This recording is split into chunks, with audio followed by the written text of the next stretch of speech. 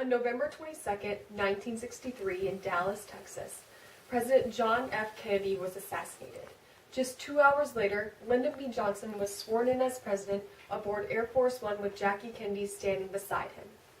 This swearing-in ceremony is a prime example of rhetorical situation. What is rhetorical situation?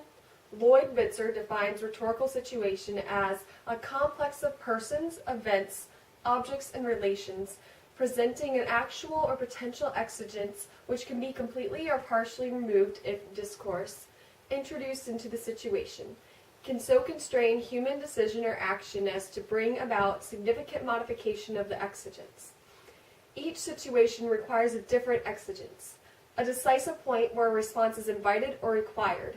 Therefore, the message the speaker is trying to convey will be catered to the environment at the time. In the list that defines rhetorical situation, Bitzer first recognizes the complex of persons and relations.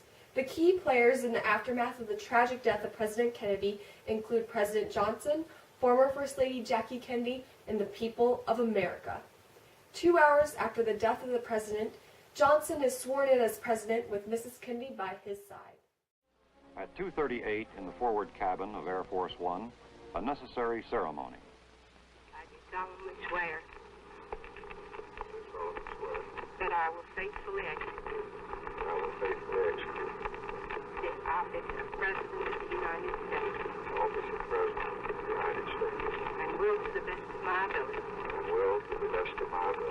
preserve, protect, and defend the Constitution of the United States. So help me God. Jackie Kennedy appears in the attire she wore during the shooting earlier that day and is covered in her husband's blood. The American people loved and respected Jackie. Therefore, when she stood by President Johnson in her bloody clothes, it showed America that she embraced the new president and that the American people should put their faith in the new leader during a time of turmoil.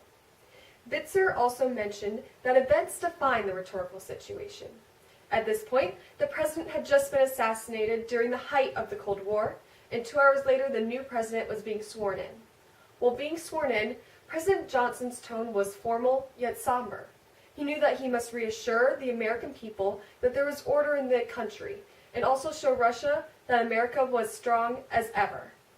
Lastly, Bitzer mentioned that objects could define a rhetorical situation. The plane that President Johnson was sworn in on was the SAM 26000 and turns into Air Force One when the president is on board.